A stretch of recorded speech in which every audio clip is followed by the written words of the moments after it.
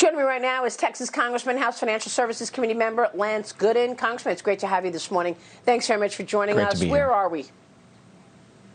Not very far along. In fact, the Senate negotiators, which consist of no one in the Senate, have been meeting with Nancy Pelosi. And why I say no one is Mitch McConnell is not really involved in these talks. It's Steve Mnuchin, Treasury Secretary, White House Chief of Staff, Nancy Pelosi, and Chuck Schumer. That's it. They've said that if they don't have an agreement by Friday, then Mark Meadows recently said that we should perhaps just move on as if there's not going to be one. The clip you just played of the president talking about executive action, I suspect that's what's going to end up happening. A week ago, I told you I thought we'd have a deal this week, so I should probably stop speculating. But I see a scenario at this point where no one reaches a deal.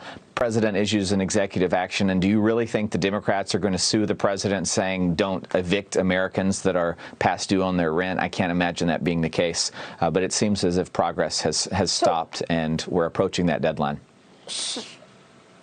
Why did progress stop? What is the sticking point the Democrats won't agree to? The eviction? They won't come down off the $600 extra unemployment. They're not interested in the liability protections that Republicans want to make sure schools and businesses aren't being sued for the next several years. They want the $3+ trillion number to be what it is. Republicans at one point, I understand, were saying we want something closer to $1 trillion.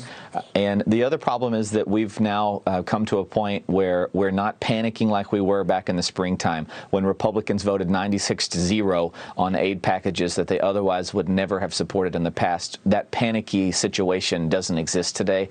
I believe there'll be at least 20+ Republicans that are no votes on whatever agreement, if there is one agreement, comes forward. I think that's the same on the House side. Republicans are not united in this belief that we need to spend trillions more dollars at this point, especially if it involves concessions to Nancy Pelosi that are too painful. I say. Yeah, Dagan, jump in.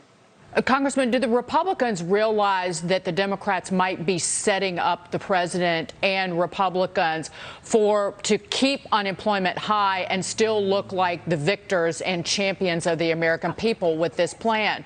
What are you going to do? You're going to keep paying people an extra $600 per week in unemployment benefits, which encourages people not to get back to work, with so many earning more on unemployment than they did in their jobs.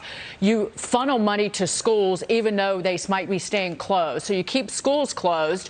That hurts unemployment, and then you refuse to include a liability protection, which discourages businesses from bringing workers back and from hiring. It is the recipe for unemployment to stay in the double digits.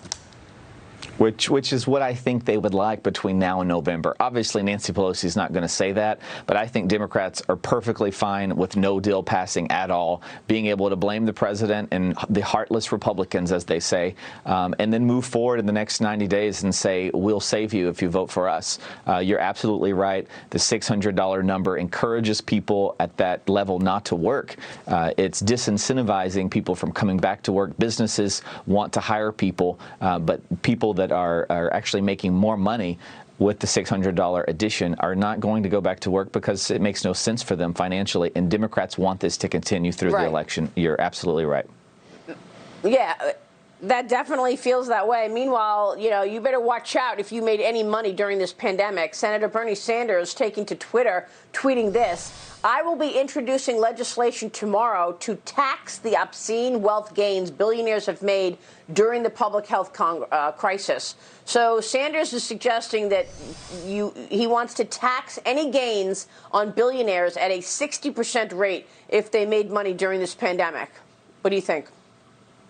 I think that he'll be successful if Democrats take the Senate and Joe Biden wins the White House. They're spreading this message that progressives are going to run the nation if they win, and they're right. It's interesting to me that many of these billionaires that he's going to be taxing are in Silicon Valley and are worried about censoring the president in the next few months. You would think that some of these billionaires in Silicon Valley would not be interested in a Bernie Sanders-led Senate majority in January. But that seems to be a par for the course. Concern to me is we haven't heard anything from Joe Biden. I have really no idea what his plans are if he were to win. He seems to be letting the far left, like the Bernie Sanders crowd, do his talking and planning for him. Well, he's already come out with a task, a unity task sheet, which is he and Bernie Sanders. So we know a little about Biden's plans. He's teamed up with Bernie Sanders when it comes to economics. So it may very well include some of Bernie's plans. And one of those plans is to tax anybody who made money during the pandemic. Congressman, it's good to see you this morning. Thank you so much, Congressman Lance Gooden. Stay with us. We'll be right back.